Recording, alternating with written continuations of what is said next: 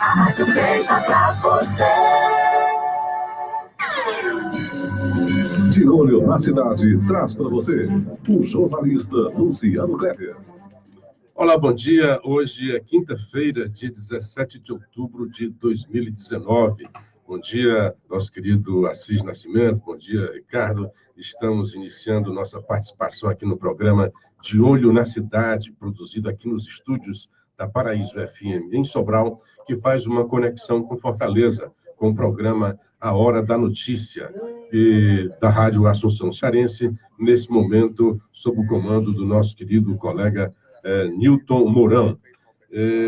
Hoje, como sempre, eu inicio agradecendo aqueles que fizeram o partilhamento do nosso vídeo nas redes sociais, como o João Rodrigues, o Everton Bezerra, a Francisquinha Cunha, o Francisco Edvar, o João Alves Freire, o William Martiniano, Wagner Viana, Tatá e o portal Calango News. Um bom dia para quem já está aqui também na timeline do Facebook, como o José Basílio, a Luísa Helena e a Vera Martins. Um grande abraço para vocês. Aqui também já entrou gente no WhatsApp, mas ainda não tive como checar. Eu quero de início hoje, como foi falado mais cedo, não aqui na Rádio Paraíso, mas na Assunção Cearense, o meu querido aí falando, dizendo que está errado a expressão risco de morte. E não está. Eu faço questão de dizer isso por uma questão de coerência, né, que eu sempre falei sobre essa expressão, que de repente algumas pessoas que desprezam o histórico da língua portuguesa começam a dizer que algumas expressões estão erradas. Então, há abonação em toda a nossa literatura com a expressão risco de vida, que, na verdade, tem aí uma elipse. Está muito claro que é risco de perder a vida. Então, o correto está corretíssimo. Quem quiser usar a expressão risco de morte, sem nenhum problema. Eu acho deselegante. Para quem trata de literatura, muito mais elegante, o correto comum é você dizer risco de vida. Assim como tem perigo de vida. Ele corre, isso é perigo de vida. Quando você usa o risco de morte, não está errado. Eu jamais usaria porque eu acho deselegante. Agora, o que eu acho é que você pode usar o risco de morte quando, digamos que a morte seja adjetivada. Tipo assim, quem fuma corre o risco de morte prematura. Então, o sedentário corre o risco de morte súbita. Então, na hora que você tem a adjetivação, é possível. É como a língua se processa, né? É como se dá. Então, e uma das coisas que eu aprendi com o Padre Oswaldo na evolução da história é exatamente a lei do menor esforço, a chamada lei da inércia. Aí, nessas horas, o povo, o falante, o dono da língua, simplesmente vai tirando. Como você falava fotografia, e hoje você fala foto. É como se o cara dissesse, não, fotografia está errado, o correto é foto. Não, as duas expressões estão corretas. Cinema, cine, antigamente era pneumático, hoje é pneu. Então, isso é a evolução. E quem desconhece essa evolução, quem desconhece o aspecto cultural, aí passa a dizer, a meu ver, numa arrogância, né, que é errada a expressão. Então, não tem nada de errado a expressão risco de vida. É uma expressão, pode dizer, idiomática, que é uma das riquezas da língua, né? Muito bem, um abraço aqui para o Francisco Boto, o Paulo Roberto Soares, que o Boto também acabou de entrar, o Ney Carvalho, o Gilard Alves, a Vera Martins, lá em Aracaju. Muito bom dia, minha querida. Muito bem. Eu queria começar hoje falando sobre domingo, teve duas coisas de domingo, né? Pegar aqui as coisas que a gente não teve tempo e foi atrasando, né? Teve um artigo de uma jornalista no jornal Povo criticando um veto de Bolsonaro. E nós já vimos até falado, olha, rapaz, esses vetos aí existem exatamente, né, para falar mal do presidente. Ela falava de dois vetos.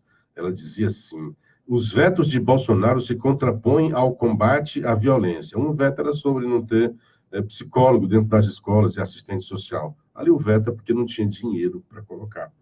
O outro veto que ela vai falar assim, cadê que ela diz assim? Outro veto foi a proposta que previa que profissionais de saúde notificassem compulsoriamente os casos confirmados e suspeitos de violência contra a mulher, em 24 horas. Essa indicação, ele tem que indicar já, mas o veto foi sobre um projeto que a determinação em si já existe, mas o PL estabelecia o prazo de 24 horas. A subnotificação da violência contra a mulher é um dos principais entraves no encerramento do ciclo de violência. Olha o que a moça está dizendo, a subnotificação. Os profissionais já são obrigados a fazer essa notificação. Portanto, o veto do Bolsonaro não vai provocar a subnotificação. Porque o veto do Bolsonaro foi sobre o projeto que exigia em 24 horas essa notificação. Mas, para falar mal do Bolsonaro, né, vetar mais um instrumento. Vai lá. Foram legislações como as leis Maria da Penha, do feminicídio e da importunação sexual que corroboraram com a maior identificação e denúncia desse crime. Aquela história, né? Colocar o carimbo do cara de misógino, né? Vetar mais um instrumento é corroborar com a continuidade do ciclo de agressões. Quem disse essa bobagem foi a jornalista Eduarda Talici, ou Talici, no Y no final. E hoje tem um artigo maravilhoso da Marilis Pereira Jorge, na Folha de São Paulo. O título é Bolsonaro está certo. E olha, uma colunista. Olha aqui, uma colunista da Folha de São Paulo, para dizer que o Bolsonaro está certo, é muito raro. Mas, neste caso, a moça diz, né? Jair Bolsonaro está certo ao vetar o projeto de lei que torna obrigatória a notificação de casos de violência contra a mulher pela rede de saúde no prazo de 24 horas. O presidente foi acusado de misógino, mas essa lei seria um desserviço. A moça lá, que o povo falou isso, né, contra o Bolsonaro. Hoje, profissionais da área já podem registrar ocorrências para fins estatísticos e têm a prerrogativa de avaliar quando a polícia deve ser avisada, levando em conta a gravidade da violência, se a vítima sofre ameaça e se tem risco de ser morta. Então, nestes casos, o profissional, hoje, ele já notifica. A moça aqui do Jornal Povo disse que o veto do Bolsonaro seria responsável pela subnotificação. Desonestidade intelectual, isso daí, ela não pensou direito. A lei, ainda que bem intencionada, esta lei que foi vetada agora pelo Bolsonaro, poderia afastar as mulheres do sistema de saúde. Por mais absurdo que pareça, é um direito decidir denunciar ou não. E elas ainda escolhem o não, por dependência emocional e financeira, por medo de serem novamente agredidas. Com a obrigatoriedade, que seria, né, com a lei, as denúncias viram inquéritos e as vítimas são expostas a nova violência, forçadas a ir à delegacia. Olha só. O assunto é complexo. Mesmo no Ministério Público não há consenso. Promotores a favor da obrigatoriedade têm o mesmo entendimento que já existe em relação à Lei Maria da Penha, que prevê que o agressor possa ser processado independentemente da vontade da mulher. A promotora Gabriela Mansur, especialista da área há 20 anos, acha que deve haver capacitação dos profissionais e cooperação entre o Ministério Público e órgãos de saúde para que os casos graves sejam comunicados e investigados, mas não apoia o projeto. Quer dizer, mais uma mulher, desta vez, uma especialista estudiosa do Ministério Público, que aprova o veto do Bolsonaro. A prioridade, olha, presta atenção, a prioridade é o atendimento médico. A mulher precisa saber que será acolhida, amparada, cuidada. Em consequência disso, será orientada a fugir da violência que enfrenta. Mas só ela deve ter o poder de decidir se quer ir à polícia ou não. Isso pode ser um segundo constrangimento. O presidente da Câmara, Rodrigo Maia, disse que vai trabalhar junto a outros parlamentares para derrubar o veto do presidente. Se conseguirem, não será apenas uma derrota de Bolsonaro, mas de todas as mulheres que não podem virar reféns das disputas políticas. Então, a moça aqui, a jornalista do Jornal Povo, sem pensar direito, primeiro já disse uma bobagem, mesmo que se não houvesse esta argumentação que nós acabamos de ouvir, articulista da Folha, Marilis Pereira Jorge, Não ocorreria subnotificação, porque já tem lei obrigando os profissionais de saúde a fazer a notificação, para questão estatística. Quando você fala subnotificação, está falando de estatística. Esse projeto de lei dizia que em 24 horas tinha que notificar a polícia. Então, a mulher que já sofreu uma violência doméstica, ela tem que decidir se leva o caso para a polícia ou não. A Lei Maria da Penha, como já veio colocado, o processo, o inquérito pode existir independentemente da vontade da mulher. Mas a mulher não é obrigada a ir à delegacia denunciar o companheiro, o marido, o que for. Ela decide. Então, se houvesse isso, essa obrigatoriedade, o que a Marili está dizendo é o seguinte: vai afastar aquelas mulheres que não querem ter o constrangimento. Eu acho que deveria ir sempre. Mas quem tem que decidir é ela. E não eu. Não o meu achar. Então, corre o risco de não irem para um atendimento médico com medo de, chegando lá, ter que depois ir à polícia e delegacia, ter que denunciar o companheiro. Ou então ela mentir. Chega lá dizendo que foi algum acidente, alguma coisa, né? E aí, a subnotificação é que vai imperar. É melhor deixar como está. A prioridade, o foco é atender, acolher. Ela sofreu, vamos lá acolher. Tem algum problema de saúde, lesão, vamos lá tratar. E dar o apoio psicológico, o apoio que ela precisar. E até tentar conscientizar. Você não quer ir à delegacia? Não seria bom? Olha, cuidado, isso é um indício de que ele pode continuar e pode ter uma coisa mais grave amanhã. Às vezes começa com uma agressão menor e vai depois se agravando. E aí chega aos feminicídios, os lamentáveis. Mas você faz isso de uma forma que não obrigue a mulher a passar por um segundo constrangimento que ela não queira passar. Muito bem. Eu queria falar também, o que eu queria ter falado ontem, e ontem eu vi umas pessoas brincando e tal, olha, acho que as pesquisas, é por isso e tal. Aí cita as pesquisas. O problema, teve até um amigo, acho que foi no grupo do WhatsApp, e o Carol disse: que pesquisa foi essa daí? Foi Ibope ou foi Datafolha? Rindo disso daí. Porque quando as pesquisas são contra o Bolsonaro, elas têm um destaque enorme, são manchetes. E recentemente teve uma pesquisa que disse que estancou aquela queda do Bolsonaro, que está havendo agora uma tendência contrária. Você já ouviu falar sobre isso? Certamente não. Mas foi tema do editorial do Estadão de ontem. No início do ano, 46% esperam bom ou ótimo, aponta a pesquisa. 46% esperam um governo bom ou ótimo, aponta a pesquisa.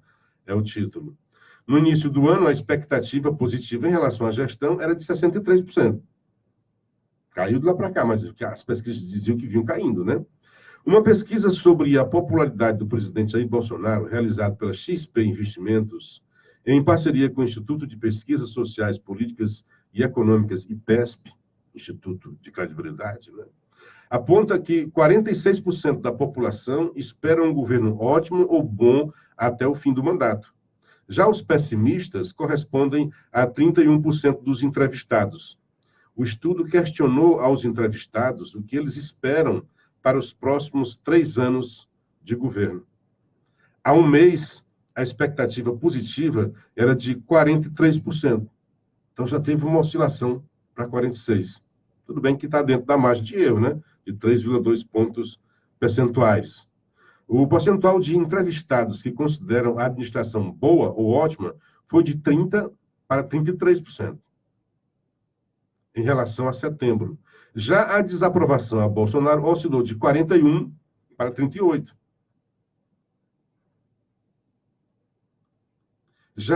E a porcentagem de entrevistados que consideram o governo regular se manteve estável em 27%. O resultado ocorre após uma sequência de resultados que mostravam piora na avaliação do governo pela população, apontados pela pesquisa XP e PESP nos 2 meses anteriores. Entre julho e setembro, a proporção de quem considerava a administração de Bolsonaro ruim ou péssima foi de 35% para 41%. Então, nós tivemos acesso a essas pesquisas que falavam da queda do Bolsonaro. Mas essa, né, poucos ouviram falar. Segundo a XP, mais aqui, cadê? O resultado ocorre Segundo a XP Investimentos,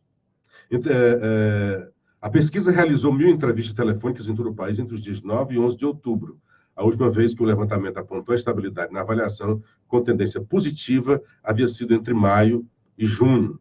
Eu estou falando isso assim, exatamente porque eu vi essa brincadeira lá dos caras e o meu amigo perguntou: qual foi a pesquisa que você está se baseando nisso? Porque o cara assim, não, certamente é porque ele está baseado nas pesquisas, então houve queda nas pesquisas e ele não está mais querendo falar sobre isso. Mas não, está aqui dizendo que a mais recente pesquisa realizada pela XP Investimentos, agora que eu estou no editorial, né, revela que a esperança do povo brasileiro é mesmo resiliente. Né? Quando é falar bem, o Estadão mete um cacetinho aqui, né?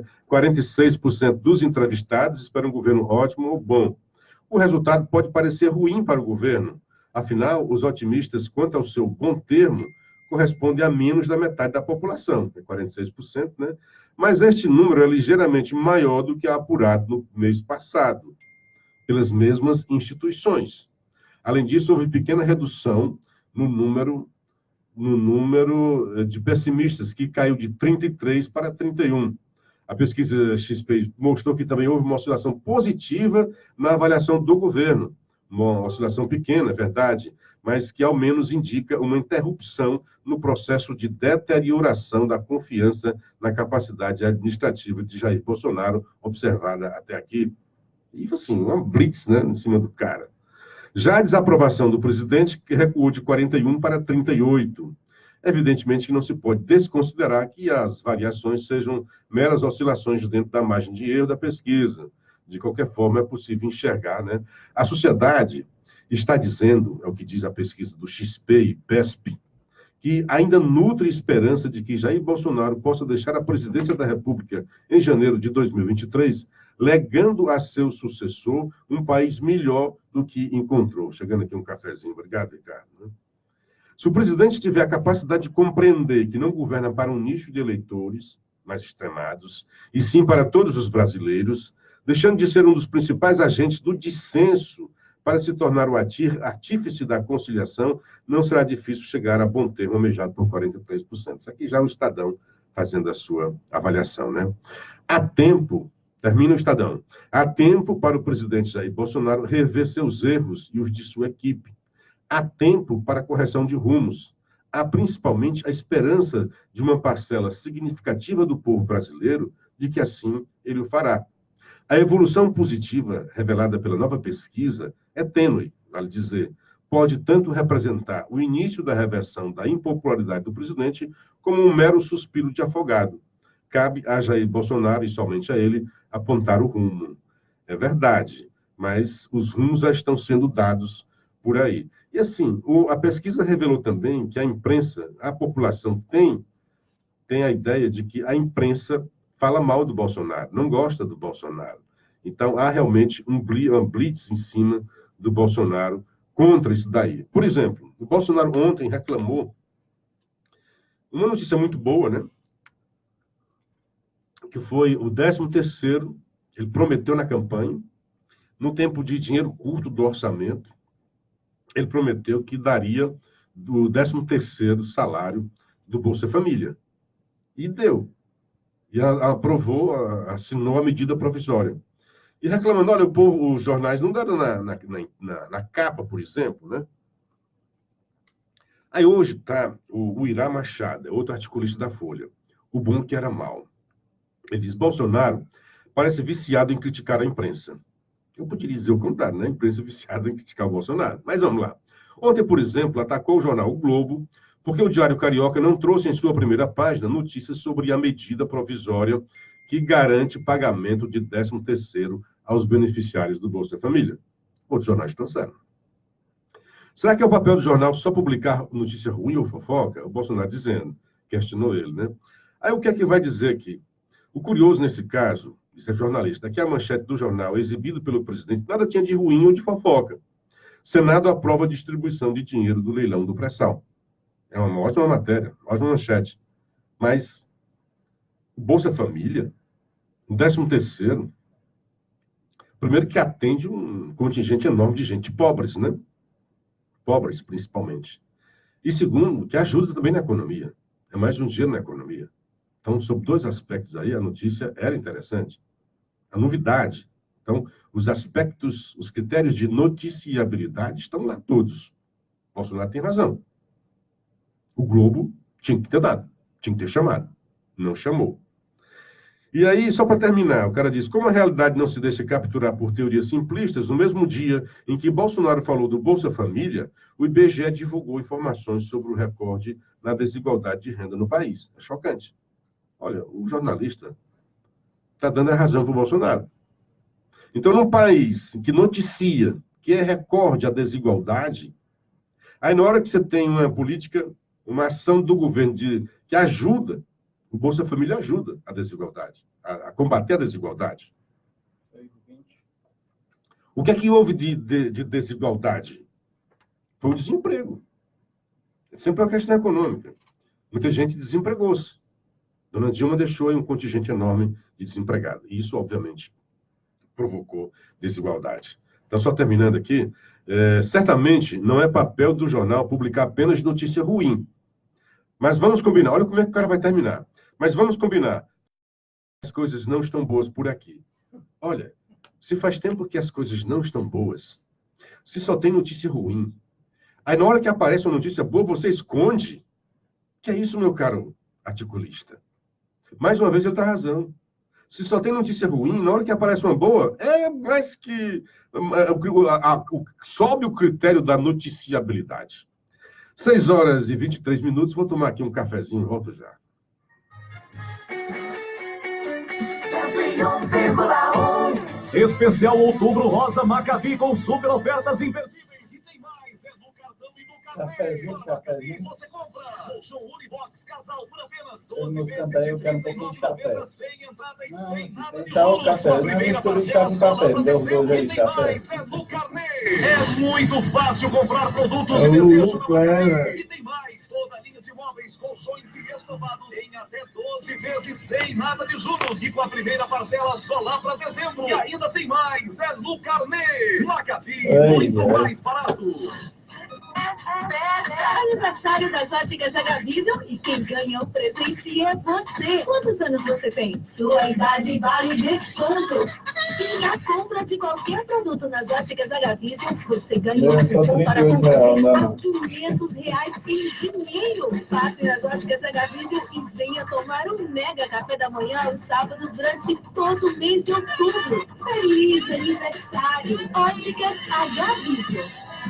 A Promovi surpreende mais uma vez e lança pelo 2º ano consecutivo a maior premiação de Natal do setor funerário de todo o Brasil. Neste ano serão 15 motos Honda 0 km e mais 3 mil prêmios extra. A Promovi no ano de 2018 são 12 motos e mais 1.000 prêmios. E neste Natal serão 15 motos e mais 3 mil prêmios. Promovi, a maior do Nordeste com o melhor plano do Brasil. Fone 3614-9234 99403-3925. Diretor Daniel Freitas. Paraíso FM. De volta. Gilardi Alves, bom dia. Bom dia também para o nosso querido Sargento Mendonça. Está em Casa Nova, assim, foi transferido, né? Está agora no PECEM. Sucesso aí, amigo, nessa nova empreitada. A empreitada é a mesma, né? No combate aí à criminalidade. Bom dia para o Wellington Pereira. Estamos juntos, Luciano, internautas. A Rádio Web Interativa e Metros de Maranguape, retransmitindo e compartilhando o Hora da Notícia em cadeia com a Rádio Assunção Cearense e a Rádio Paraíso de Sobral. O Afrânio Epifânio, espero que o sistema do novo ensino de educação cívico-militar chegue aqui no Ceará, em particular em Sobral, com esse ensino de crianças e jovens, vão crescer a educação de gente. O Ceará foi o único estado a se inscrever no programa, estado do Nordeste, tá? Bom dia para o Djalma Oliveira, Catarina Soares, o Carlos Henrique Fernandes de Souza, Valíris Avelino. O Afrânio continua. Eu acompanho as páginas oficiais do presidente da República, Jair Bolsonaro, e o seu canal no YouTube. O Folha Brasil, ontem, ele assinou o novo ensino de educação cívico-militar. Ok. A Leila Albuquerque, bom dia. Lucinda Rabelo, Rosana Santos, Denise dos Santos, bom dia. Wellington Macedo, Dacildo Mourão, o VAR ontem matou o Fortaleza. Eu não vi essa história. E o Flamengo vive reclamando, né, que o VAR se... Dona Lígia Dark Mendonça, bom dia, amigo. Saúde e paz para todo o Brasil. Bom dia para o meu querido Marcelo Reis, em Belo Horizonte, mandando aqui, dizendo que foi uma bola dentro do Bolsonaro, uma visita que ele fez a um garoto. Interessante aquela visita, né? De vez em quando ele surpreende. Um garoto hospitalizado, de um sonho de conhecer o Bolsonaro. E a mãe fez um apelo nas redes sociais. E o Bolsonaro, né, rato de rede social, teve acesso, ou ele viu, alguém explicou isso, né? E ele deu um jeito, foi ver o jogo do Palmeiras lá dele, né? E deu um jeito depois de ir no hospital visitar a criança, levou um presente, uma coisa maravilhosa, né? Para aquela criança, fez muita diferença, né? Pode até achar que é o populismo, não sei o quê, mas é interessante. Wellington Macedo ouvindo lá o programa. Sargento Forlan, bom dia, Luciano. Nesta quinta-feira, o Gilberto Coutinho também mandando um abraço. Um grande abraço para todos vocês. O que eu ia falar agora, meu Deus? Fui falar aqui dos ouvintes e o bicho saiu aqui do ar. Mas, assim, ontem, duas coisas interessantes que eu clipei. Hoje está nas folhas do Globo, né?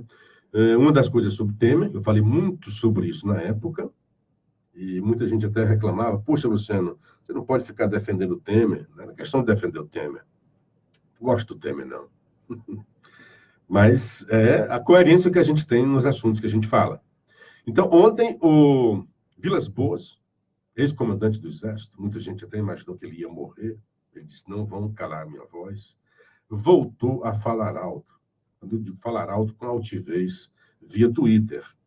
Na véspera do início, ele disse que, ele chama atenção, né, risco de convulsão social antes do julgamento sobre a segunda instância. Vamos ler o que está aqui. Na véspera do início do julgamento pelo STF de 3 ações que contestam a possibilidade de prisão após condenação em segunda instância, o ex-comandante do Exército, general Eduardo Vilas Boas, afirmou pelo Twitter que houve um grande esforço contra a impunidade no Brasil. E agora esse esforço pode ir por água abaixo. Disse ele lá no Twitter, experimentamos um novo período em que as instituições vêm fazendo grande esforço para combater a corrupção e a impunidade, o que nos trouxe, a gente brasileira, de volta à autoestima e à confiança. É preciso manter a energia que nos move em direção à paz social, sob pena de que o povo brasileiro venha a cair outra vez no desalento e na eventual convulsão social. Escreveu Vilas Boas logo após ter recebido a visita do presidente Bolsonaro em sua casa. Ele esteve adoentado, né? Esteve internado, ele tem uma doença aí degenerativa, né? Então, esse general é o mesmo que, quando quiser na outra vez soltar o Lula, ele disse que o Exército estava pronto para cumprir a sua missão. Não disse o que era, mas muita gente recebeu como um alerta. Olha, não vão fazer besteira aí no STF. E está de novo fazendo esse alerta. Hoje ele não é mais o comandante do Exército. Não é mais o comandante do Exército, está fora dessa função. Mas continua o seu caráter, a sua altivez, a sua dignidade e a sua respeitabilidade. É um dos mais respeitáveis militares hoje no Brasil. E está chamando a atenção porque a casa, assim como ele fala do Exército, né, o STF é a casa da pacificação, da segurança jurídica. E o que está vendo aí, todos os indícios apontam para uma mudança de entendimento do STF. Dizem até que o Toffoli, que ficou adiando, só colocou, enfim, em pauta. Hoje, começa hoje, esse julgamento deve se estender na próxima semana, porque teve a garantia de que haverá um novo entendimento e vai ajudar o Lula. O que o general está dizendo é assim, será que a sociedade brasileira vai aceitar isso de forma pacífica, inerte? Ele, na visão dele, tem medo que haja uma convulsão social. Está muito claro. Porque se a lei já está aí e está em paz, então não é sobre isso que ele está alertando. Ele está alertando ao STF de que essa mudança de entendimento pode ser vista pela sociedade brasileira, como eu vejo, e a grande maioria da sociedade brasileira, de uma volta à impunidade. Coisa que a sociedade brasileira, que estava acostumada com essa postura, já não aceita mais. O advento da força-tarefa da Lava Jato, com suas celebridades, com a personificação aí de personagens, né? A sociedade amparou, acolheu, albergou toda essa gente dizendo: vocês nos representam. Esse STF aí é que não nos representa. O STF está descendo ao fundo do poço. Brigas. E ontem teve lá já teve uma briguinha lá. Dias Toffoli tentando repreender um dos ministros, pedindo que ele respeite o colega. E eu vi. Não havia desrespeito ali. Havia uma troca de ideias, de posicionamentos. Em nenhum momento o Barroso foi desrespeitoso. Mas já demonstra como é que está o clima na casa. E o enfrentamento que vai se dar a partir de hoje. Hoje talvez nem se dê, porque hoje as partes vão falar. Depois é que terão os votos. Na discussão dos votos é que o bicho pega, é que o pau vai comer. E certamente, o dos mais desse lado de cá, o dos que tem melhor retórica é o Barroso. E coragem para enfrentar. Então, é o alerta do general Vilas Boas. Não vão trazer convulsão social para o país. Responsabilidade, senhores ministros. Põe a mão na cabeça. Olha o que é que vocês estão querendo fazer. O mundo todo prende a partir da segunda instância. A maioria até na primeira instância. A Constituição brasileira fala sim, deve falar sobre a presunção de inocência.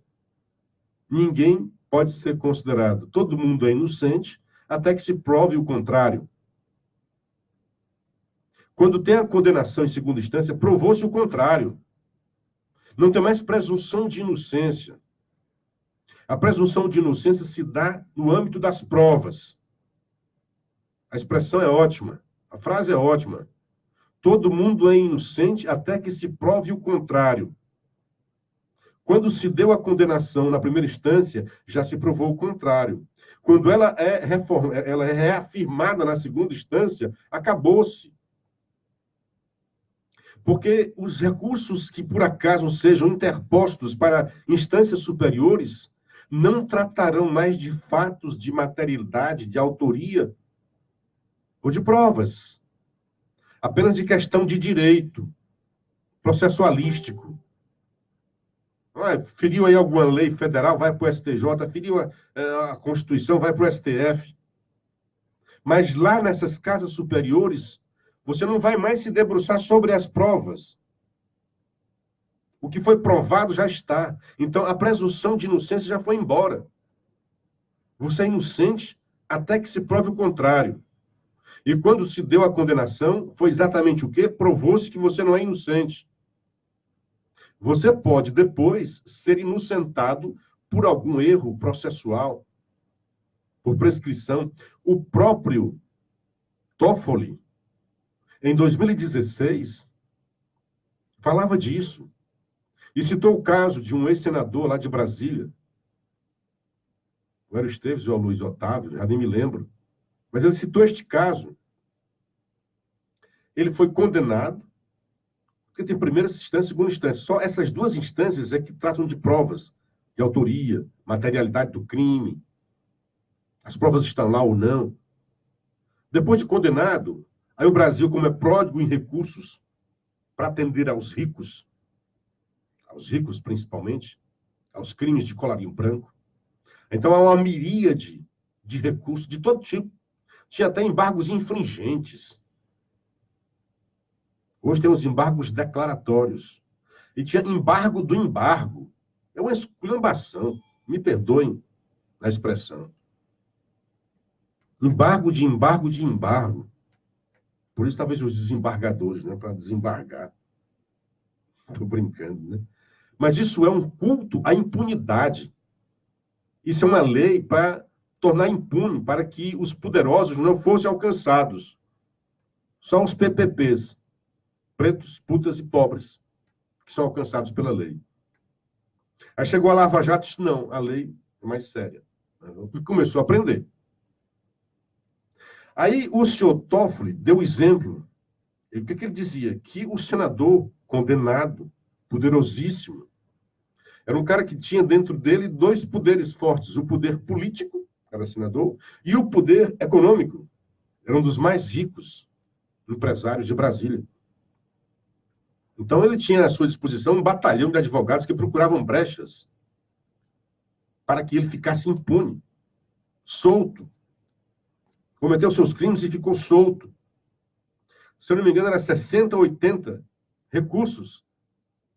Os seus advogados já tinham mexido na...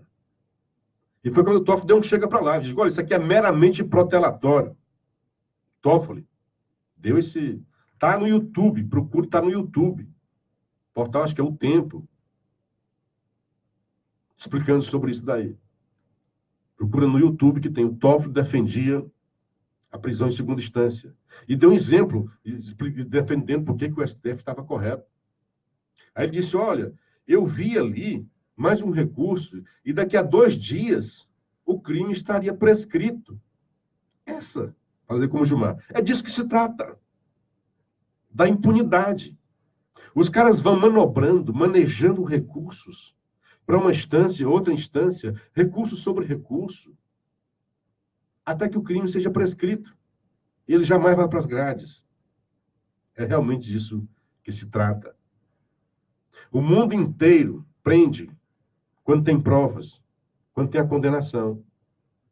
No Brasil, essa bagunça, essa festa. E o próprio Barroso, porque ontem os números, né, para lá e para cá, é número que não acaba mais, né? Então, ontem se dizia que era 100 e poucos mil, centenas de milhares de pessoas poderiam para a rua.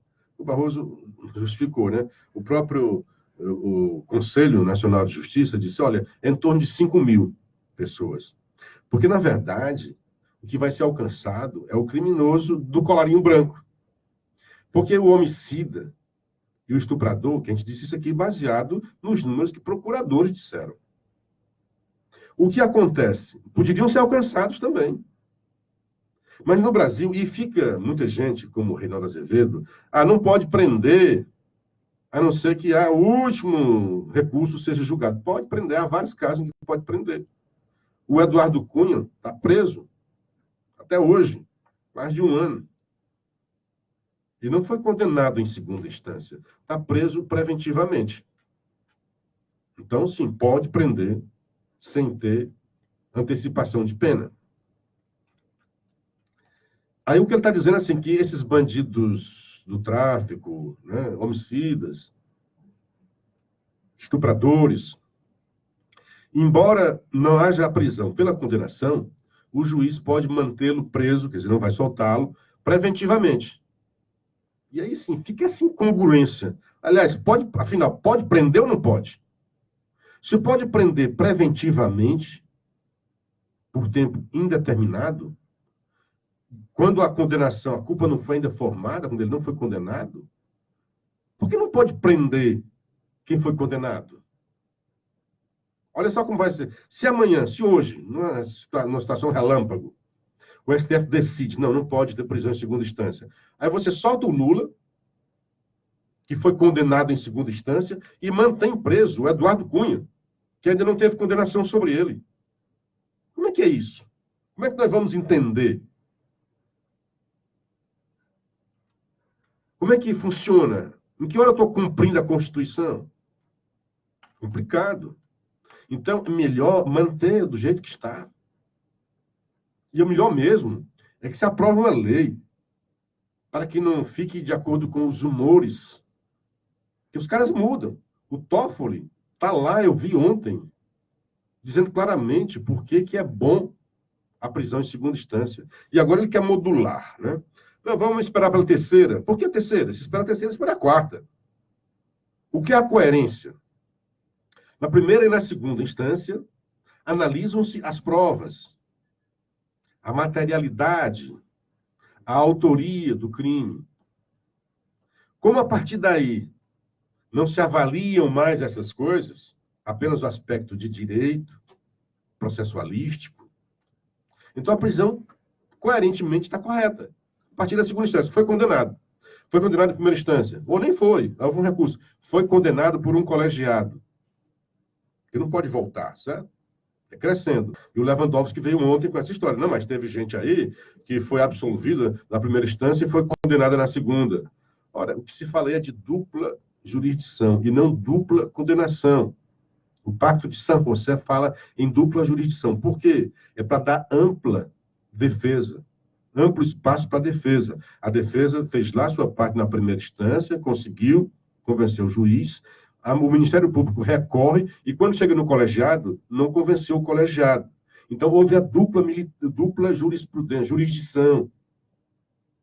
Já atendemos aquilo que o Pacto de Direitos Humanos prescreve, senhor Lewandowski. Se o cara não foi absolvido na primeira, mas condenado na segunda, está valendo. Porque a primeira não sobrepõe a segunda, é o contrário.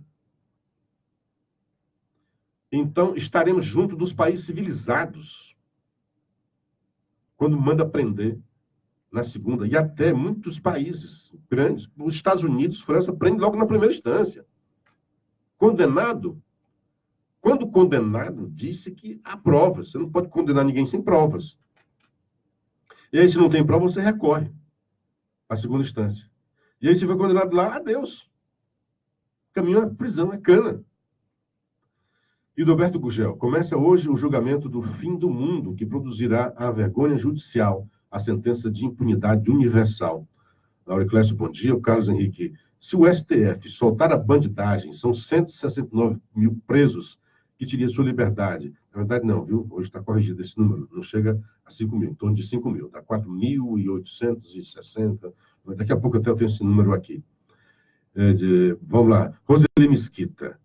Bom dia, meu amigo Luciano. O STF está interessado em libertar o chefe da quadrilha, esquecendo que também libertarão vários bandidos tão perigosos quanto os de 9 dedos, rabo preso, que chama. Luciano Barroso pode pedir vista? Parece, qualquer um pode, mas eu li que havia um acordo de ninguém pedir vista para julgar logo esse negócio, né? Osmar Mesquita, bom dia, primo, Deus te abençoe, amém, meu querido, para você também. Elânia Lina Mello, bom dia para você, para Wagner Viana, para Alberto Mota Júnior, te lintou aqui. Messias Frota de Bela Vista, bom dia. A OAB é contra a prisão em segunda instância, porque vai faltar serviço para advogados. Desta forma, os réus poderosos não vão poder recorrer. É também um argumento, né? A OAB é contra. A OAB diz que não pode prender ninguém em segunda instância, não. E é um absurdo que a OAB esteja fazendo isso. Bom, outra matéria, cadê os números para o Carlos Henrique? E vocês estão falando de muita gente. Está aqui. Julgamento tá na Folha. Julgamento no Supremo pode beneficiar Lula e até outros 5 mil réus. O tribunal deve dar resposta definitiva sobre a questão da prisão após condenações em segunda instância. O tema divide ministros. É óbvio, né? E engraçado quando a Folha pergunta, né? Ela faz para esclarecer, diz: isso sempre foi assim? Não. Qual o entendimento atual? O STF entende que uma pessoa condenada em segunda instância já pode começar a cumprir pena. E eu fui ler o acórdão, que há uma discussão sobre isso, né? O próprio Gilmar. Não, o que nós dissemos lá é que pode, não é regra. É o contrário. Quando você lê o acórdão, a regra passa a ser a prisão em segunda instância. A exceção é a liberdade. É só ler o acórdão, ministro. Aí, qual é o entendimento atual? Será que a Folha faz umas perguntas e respostas, né? O STF entende que uma pessoa condenada em segunda instância já pode começar a cumprir a pena. Isso sempre foi assim? Não. Em 2009, o tribunal decidiu que a prisão só poderia ser decretada após o trânsito em julgado. O atual entendimento vigora desde 2016. Olha a vagabundagem. O atual entendimento, o que vinha sendo feito desde 88, Vamos falar dessa Constituição. Desde a promulgação da Constituição.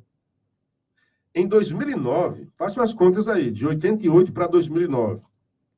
A Folha dá a entender que apenas entre 2009 e 2016, apenas neste curto período, é que se podia prender em segunda instância. É o contrário. Já se prendia em segunda instância. Aí, no julgamento de um habeas corpus, a pessoa pediu, olha, eu não quero ser presa porque ainda não foi julgada, em 2009. Então, é o inverso. Sempre foi assim, condenando a partir da segunda instância. A maior parte da história brasileira se condenou e se prendeu a partir da condenação em segunda instância. Então, vamos dar um corte agora para a Constituição de 88, que fala da presunção, que fala de como é que as pessoas podem ser presas. Então, havia já prisão em segunda instância até 2009. Em 2009, no julgamento de um habeas corpus, foi dado o direito de a pessoa continuar solta enquanto recorria. Em 2016, aí sim, voltou ao que era. Pode sim ser preso quando condenado em segunda instância. O Wagner está dizendo que, Luciana, tal da lei de abuso de autoridade vai praticamente impedir a prisão preventiva ou provisória, ou seja, a prisão no Brasil vai ser uma coisa rara.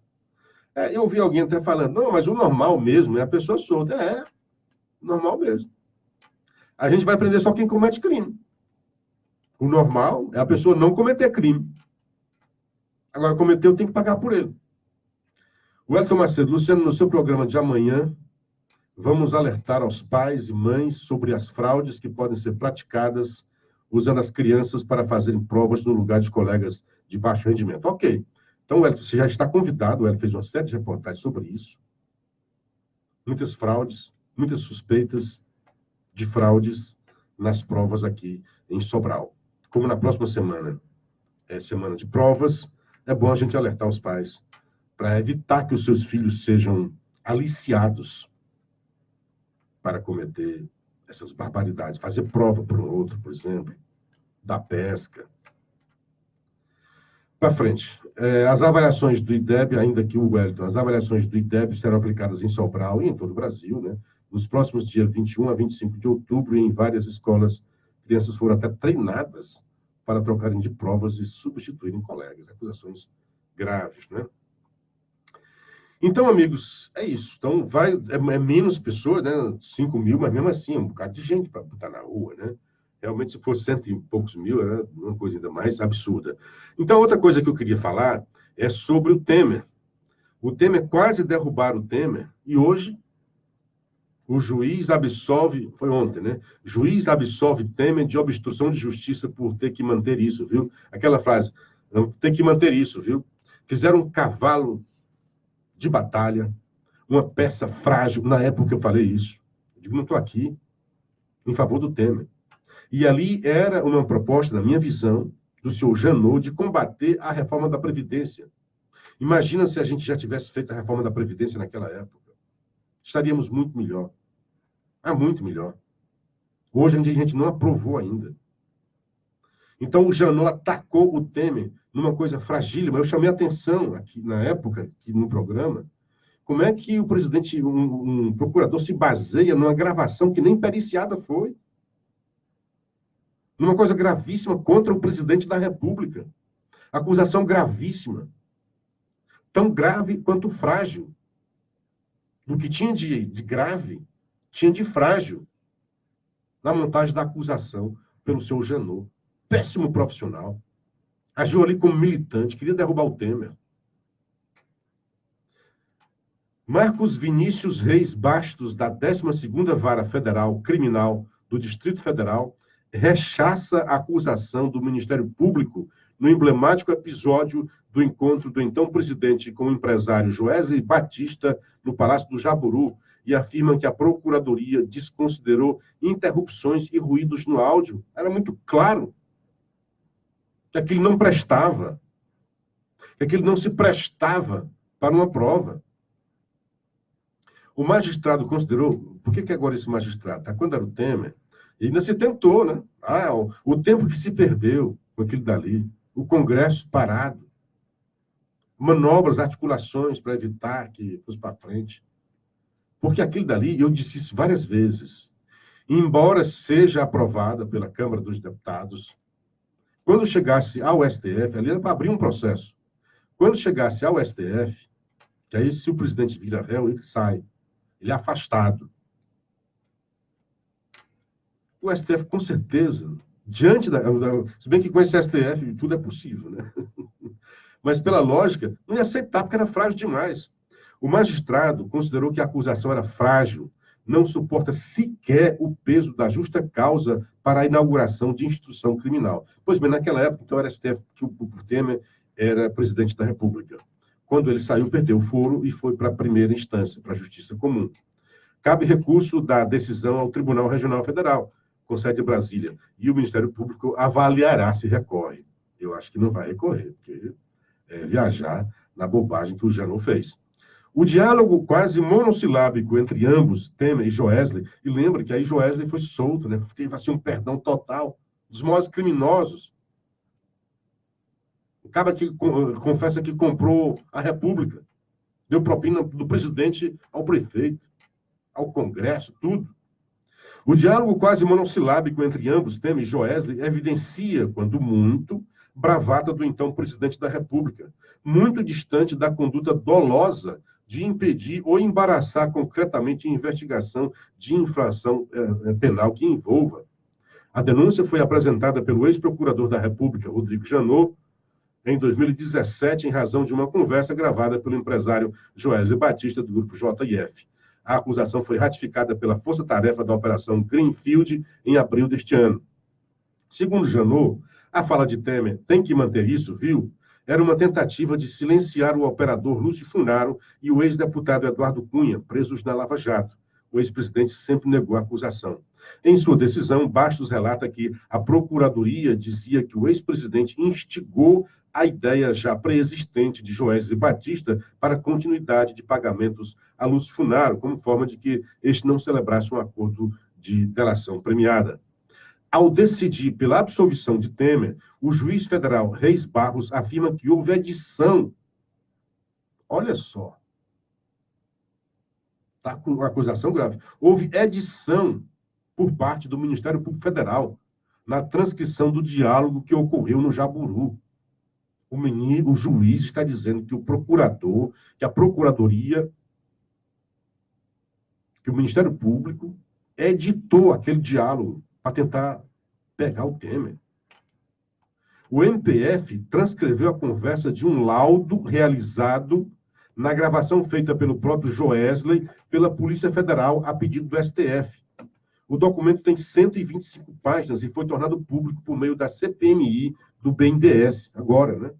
Segundo o magistrado, o documento pericial registra 76 vezes o termo ininteligível e outras 76 vezes o termo descontinuidade. Quer dizer, aquela porcaria não prestava para nada. O Janot tinha que dizer para o Joesley, volte lá e faça uma gravação que preste. Não me venha com essa porcaria. Mas aí não tinha como fazer, o Janot se quedou ao que o Joesley disse, baseou naquilo dali e tentou colocar aquilo como prova. Para mim, aqui o juiz está dizendo, o Ministério Público editou, quer dizer, forjou provas. O juiz, acabei de ler, eu sei ler, disse que o Ministério Público editou a conversa. Portanto, forjou provas para tentar incriminar o então presidente Temer. Na época, eu já chamava atenção para isso. E dizia, olha, não vale nada. E eu falei muito mal na época do Lauro Jardim e do Sistema Globo. Houve uma blitz contra o presidente Temer na época para ver se derrubava. E o senhor Rodrigo Maia ficou todo faceirinho, porque ele seria o presidente dentro daquele tampão, né? Teria um mandato tampão. Depois ele chamaria eleições. Pois ele viu que não tinha condições. E assim, a Globo foi vazado, né? Com certeza o Ministério Público que vazou, não tinha como ser diferente. E a Globo a partir do Lauro Jardim, a Globo, Globo News, Revista Época, todo o sistema de comunicação, 24 horas de blitz, o tempo todo falando disso.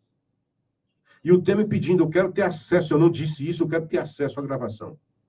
E a Justiça só concedeu acesso à gravação 24 horas depois, após o massacre que o Sistema Globo infligiu ao então presidente Temer. E agora se prova que era forjado, que houve uma edição. Aquilo não prestava. E na época dizia, eu me lembro que o nosso colega, fazia parte aqui com a gente, me fugiu o nome dele agora. Ele dizia isso, eu quero ouvir o áudio. Eu quero ouvir o Renato. O Renato dizia isso, eu quero ouvir o áudio. E eu até dizia, não, tudo bem que não tem o áudio, mas ele pode ter, a fonte dele é boa, mas não, era tudo frágil. Era tudo uma armação para tentar derrubar. E eu vejo que o Janot queria, assim, o Ministério Público, o Judiciário, muita gente não queria a reforma da Previdência, ia mexer com eles. O Janot se aposentou ganhando R$37 mil, depois de fazer esse desserviço para a sociedade brasileira. Hora de a gente ir embora, gente. Bom dia para o Francisco Facó. Luciano, o Estado brasileiro não tem mais dinheiro para manter tanta gente na cadeia. Vamos liberar e começar tudo de novo. Avante STF. Muito bem, acho que deve ser uma ironia aqui, né? Paulo Regis, bom dia para você. O Tatá, que mais aqui? Doutor Porto Portinho. O André Lima lamentava que ponto chegou a educação de Sobral. Absurdo como as pessoas somente pensam em lucrar em vez de somar em seus currículos grandes resultados que engrandeçam o desempenho educacional. O Marco Antônio Barroso, olá, bom dia, meu amigo, tudo bem com você? Desejo a você um ótimo dia para você e sua família. Estamos ligados em você nesse momento. Ah, rapaz, ontem, viu? Deixa eu ver aqui agora que eu me lembrei. Teve um cara, um mototaxista. Nossa audiência está grande, viu, Assis? Olha, pede o Assis de Luciano para mandar um bom dia. Edson Carvalho, um amigo meu pegou o mototaxista, né? Começaram a conversar, o mototaxista falando de política. Como as pessoas gostam e falam muito de política, né? Aí eu assisto todo dia um programa de rádio. Qual é o programa que você assiste, meu amigo perguntou, né? O do Assis Nascimento, e lá tem o Luciano também, que fala muito de política, né? Aí o cara, não, é meu colega. Olha, pois peça a ele que mande um bom dia que eu e a minha esposa todo dia. Edson Carvalho, então, um abraço para você, para a sua esposa, né? Que deve estar aí na audiência. A Gorete, dona Gorete, com quem eu conversei ontem, um grande abraço para vocês. Abraço aí também para Leninha Parente. São 6h58. É hora da gente desfazer a conexão. Hoje, em Fortaleza, nós estamos um pouco atrasados, né? Não tem dia que a gente atrasa aqui. Hoje foi o contrário. Eu entrei no ar, vocês estavam ainda aí conversando. Acontece de vez em quando. Bom dia para o Messias Frota. Pois bem, são 6h59. Quero agradecer a audiência de vocês. Um abraço para o Newton, para o Saldanha e também para o Paramoti, aqui nosso querido Ricardo Gomes, o Assis Nascimento. Muito obrigado aqui. Nós estamos desfazendo, nesse momento, a conexão entre o programa Hora da Notícia da Rádio Assunção Cearense e do De Olho na Cidade, que agora retoma sob o comando do grande comunicador, líder, campeão de audiência, Assis Nascimento. Então, a todos, um grande abraço, um dia bastante proveitoso e até amanhã, com a graça de Deus. Se Deus quiser, meu caro Luciano Kleber, bom dia, até amanhã, sexta-feira, com mais